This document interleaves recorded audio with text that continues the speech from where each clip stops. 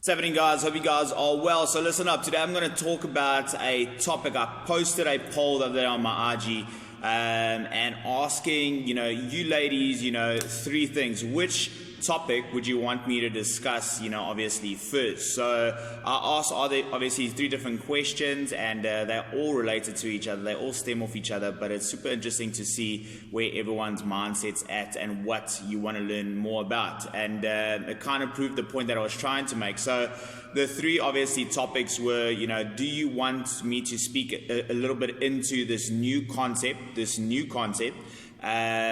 flexible dieting for athletes? That was the first one. The second one was under eating for athletes, the importance of not under eating or the dangers of under eating for obviously bikini ladies and athletes. And then the third one was the use of steroids, in females doing bikini shows and stuff like that. The real side of it, what are they using, who's using, and all of those jazz. So, and the two topics that you guys wanted me to speak into the most is the flexible dieting one and the use of steroids, which I think affects a lot of people. And my point and the reason I asked that one in the middle, the under eating one, because I think for me personally, that one is the most important one, and I think people lead to wanting to do the flexible dieting one because of the under eating, and people turn to the use of steroids also because of under eating and not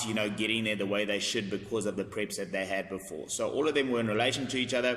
I will obviously touch on all of those throughout different videos throughout the next week or two, but today we're going to talk about the flexible dieting concept, this new concept that all of a sudden these last few months have now come up into the industry, and everyone's obviously talking about it and very loud about it and stuff like that. And I obviously just want to just give my opinion about it and tell you guys how I see it and how I view it, and how we make use of it and what it's all about. So first of all, flexible dieting in no way, shape or form is new in any way at all. Okay, you've got to understand how the market works. You've got to understand how personal trainers work. There's always trends that come out. There was ketos, that was the big thing. Obviously being vegan, or doing carb cycling, or banting and all of these things. There's always going to be different trends that people want to consume, that people obviously speak into and market for you to obviously, let's be honest, obviously pull you towards someone so that you can buy into their product or buy into their brand or buy into the diets that they're selling and stuff like that. So in my opinion, when someone is telling you this new flexible dieting approach for athletes, this is what this science needs to be done, it's all about sustainability, is you getting lured into something. You get what I'm trying to say? It's people trying to market to you so you can buy into what they're selling, buy into this new concept that they're trying to obviously create in front of you. The thing is, flexible dieting is not new. You guys probably all do it, but just in a very, very different way. Okay, let me put it in perspective and let me tell you what I'm talking about. So a lot of you guys, when you diet for shows and stuff like that, you get into this very restrictive pattern on a weekly basis. Some of you guys, I'm talking about now normal girls eating normal amounts of foods, and then obviously there's the extremes. So put it this way, if you're eating 800 or 600 or 1,200 calories, anything below 1,400 calories, if you are 55 or 60 kgs, you are under eating. Okay, if you're an athlete, you're probably training obviously 5-6 days a week, you're doing obviously a little bit of cardio, anything under that, if you've got a healthy metabolism, obviously, and your hormones are all in check, that is under eating. So anything under that, you've got to be careful. You've got to be, obviously very wary of, where whoever is leading you, and that's the very, very wrong way to do it. All right, it all obviously depends on your metabolic rate. It all depends on you as an individual, and your activity level, and obviously how far out you are from a show. You know what I'm saying? Are you 20 kgs heavier than what you're supposed to be, and you're giving someone 12 weeks to get you into shape? You're going to have to eat less calories than someone that is 3-4 kgs off of stage weight 12 weeks before a show. You get what I'm trying to say? And that's kind of like where the confusion comes in. If you look at my girls, my girls that are in shape, in a few weeks off, they are all, just eating under maintenance. I'm saying they're eating 2,000, 2,200, 2,300 calories. These are 55, 60 kg women, and that's what they're eating on a daily basis. They're eating a lot of food, because they don't have miles to go. If you've got 10, 15 kgs to lose, you've got to be, obviously well aware that you're going to have to drop your calories if you are trying to get to a specific goal. Remember, training as an athlete to get into shape is very different to a lifestyle diet, and that's where people make they get it confused. When you're training for a show and you want to be your best, you've got to be precise. Your nutrition is absolutely crucial, and obviously getting to a due date and a due time is everything. So it's obviously more extreme than someone doing a lifestyle diet or just getting their obviously their fitness and their body into good shape to feel great about themselves. It's two completely different journeys. All right, so flexible dieting, what it's all about. So the concept basically goes that you are, adding a few fun foods throughout your day so that you can make your journey a little bit more sustainable. All right. So you see people eating, their Cocoa Pops or their milkshakes after training, and gummy bears and all of these things, and having cheat meals throughout the week, multiple times, obviously during the week. And everyone else that kind of doesn't understand the concept and doesn't understand energy balance is like, oh my goodness, what is this all about? This is the way to go. I want a diet like this. Why do I have to eat obviously strict food and obviously restrict myself and deprive myself? And that's kind of what these trainers that advocate it so hard and only that is trying to do. They're trying to reel you in. They're trying to get you to obviously buy into their product. But this is how it comes down to. At the end of the day, it's all about energy balance, okay? Calories in versus calories out, how much calories you're consuming versus the calories you obviously expend during the day, your need calories, and obviously the calories that you are, burning while training. All right, those have to balance out. Regardless of what diet you do, at the end of the day, that is your sole number one purpose for dropping body fat, okay? What is the traditional way for most people to diet? They diet in an extreme calorie deficit Monday, Tuesday, Wednesday, Thursday, Friday, Sunday. On Saturday, they go and have a big cheat meal, like 3,000 calorie cheat meal, right? Isn't that how everyone does it? You restrict yourself so crazy throughout the week, so you have to go reward yourself to obviously go have a cheat meal. And that's what everyone refers it to as. This is cheat meal, right? So if you think about it, you are already using flexible dieting in your own approach. You're just using it in an approach that isn't sustainable for you, if you get what I'm trying to say. So now let's think about it logically. Take those 3,000 calories that you're eating extra every single weekend on the Saturday, okay, as your refeed meal, all right? And now let's make your process and your journey a little bit easier. Take 500 calories, take those 3,000 divided by 500 calories. That's 6 opportunities for you to add 500 calories into your daily consumption, so that your weekly calories and obviously your energy balance is still where it needs to be, right? Simple enough. So if you are eating, say, for example, you are doing something extreme and you're eating like 1,200 calories when you're supposed to be eating obviously a higher, amount of calories a day. But let's say you're eating 1,200, eating 1,400 calories, which is still too low in my opinion, but that's what you're at, all right? Now you get Monday, Tuesday, Wednesday, Thursday, Friday. You are at your ends because you're so deprived, you're so starved, you're under eating, you're overtraining, you're under recovering, your body is not obviously functioning on optimal. Now comes Saturday and you just eat and you have this big 3,000, 4,000 calorie obviously day of cheat meal, or obviously a burger and chips and wine and obviously a dessert and all of that, and that adds up. And then Sunday you obviously feel guilty a little bit, and then Monday it starts again, and that's just your cycle. And then you see other people, doing it a little bit more sustainable, and you're like, why is this happening? I'm saying, why is everyone else eating that way? They're using the same concept, they're just doing it in a way that's sustainable for them. All right?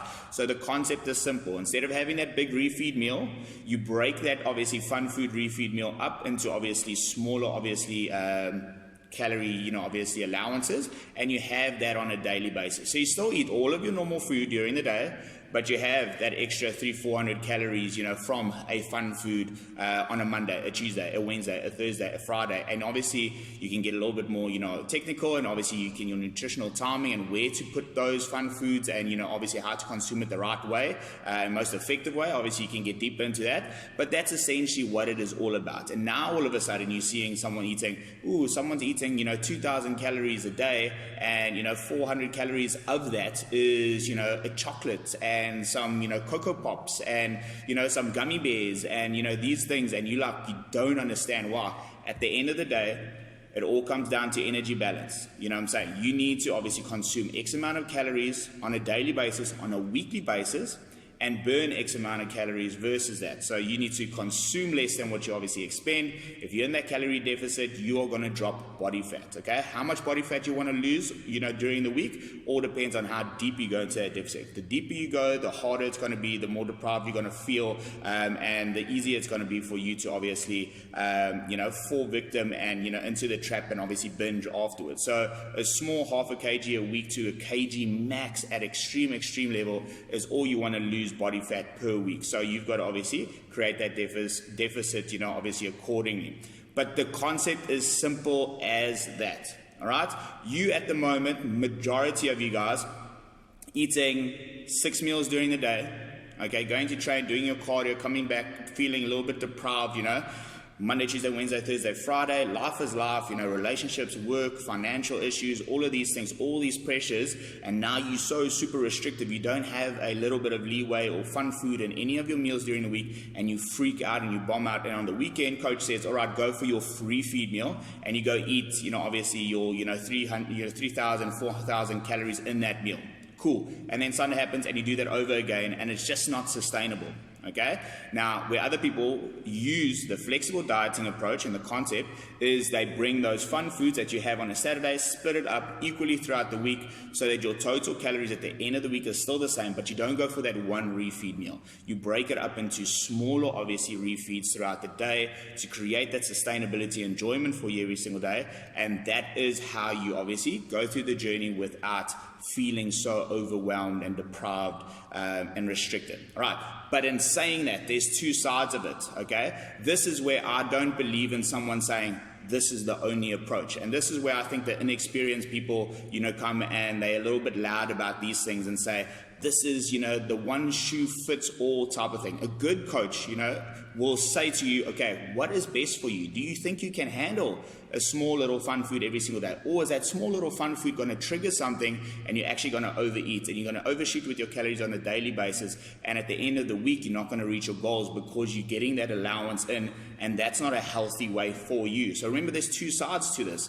I have given this to athletes before, and they can't handle having a small little fun food on a daily basis because their minds aren't, trained that way, and they struggle to obviously just stay in bounds of having that little bit of fun food that they have. They will overeat and then eventually overeat throughout the week and not get to their goals. So a good coach will see what is best for the athlete, best for you. What is the best approach? Is it obviously, a more keto-based diet? I don't do those type of things, but it has to be personal towards you. Do you get what I'm trying to say? Is it carb cycling? Is it obviously, high carbs every single day and lower protein? Is it obviously a more flexible approach where you have, obviously a little bit of a fun food every single day, and then, obviously you don't have that big cheat meal on the weekend? Or is it, obviously a more restrictive diet throughout the day, less cardio, and then on the weekends you get obviously a little bit more of a fun food allowance so that you can go for that refeed meal, and obviously, your energy balance, your calories for the week is still going to be where it needs to be for you to be in that weekly deficit, for you to obviously drop body fat. And that's kind of what it's all about. Okay, so we overcomplicate these things. Remember, everyone's got a little bit of an agenda to try and sell you, oh, this is the new concept, this is the new trend, this is the new thing. It's a new phrase. It's nothing new that's come into the industry, all right? Most people see overseas coaches do something, they bring it here, they rephrase it, they use the same language overseas coaches use, and they sell you a new product, and it's not obviously new here. Do you get what I'm trying to say? But that is the manipulation that goes on behind it. Truthfully, all you need to know is energy balance. Regardless of what diet you want to follow, that is completely up to you and your coach to decide the best game plan. It has to be custom towards your journey, your your schedule, your family, obviously life and responsibilities, your emotional triggers. All of these things play a huge role as to what approach is best for you, if you get what I'm trying to say. So that's what it's all about. At the end of the day, the only thing you need to know is energy balance. All right, you need to be in a deficit, your protein needs to be sufficient, your fiber needs to be good, and obviously your carbs and your fats need to be balanced according to your own preferences. And that's how you get to your goals. All right. Flexible dieting for athletes is great if it's needed. 90% of people don't necessarily have to be there. They have a good relationship with their food. They've got a good coach helping them step by step with everything, but there are obviously those people that are going to extremes, under eating, overtraining, under recovering, very restrictive, have a very bad relationship with themselves and obviously food. And now this type of eating and fun food concept every single day in an athlete's obviously diet seems appealing to them, and that's where they obviously gravitate towards people selling that type of product. But at the end of the day, experienced people will be able to sit you down, see what the best approach is for you, and then obviously create a game plan for you, whether that be flexible dieting, whether that be obviously a stricter approach with obviously a refeed purpose, when it's needed, or whatever the case may be. All right, so I hope that clears things up a little bit. Flexible dieting is not a new concept. It's as old as obviously food goes. Most people traditionally are already doing it. They just got a different obviously take on it, where they have multiple obviously strict days, then a refeed day, then multiple strict days, then a refeed day. The concept is simple. Take that big refeed day, split it into obviously smaller pieces, add that to your daily calories, obviously make it more sustainable and enjoyable for you, but be careful, because having that small little allowance every single day triggers a lot of people to eat more and not obviously stick and be strict and keep to their calorie intake for the day, and that could be obviously a danger moving forward and you not reaching to your goals soon enough. All right, it all depends on how in shape you are. Okay, if you're 20 kgs overweight and you need to get into shape in 10 weeks, you're going to eat less. Okay, if you're 2-3 kgs off, you don't need to eat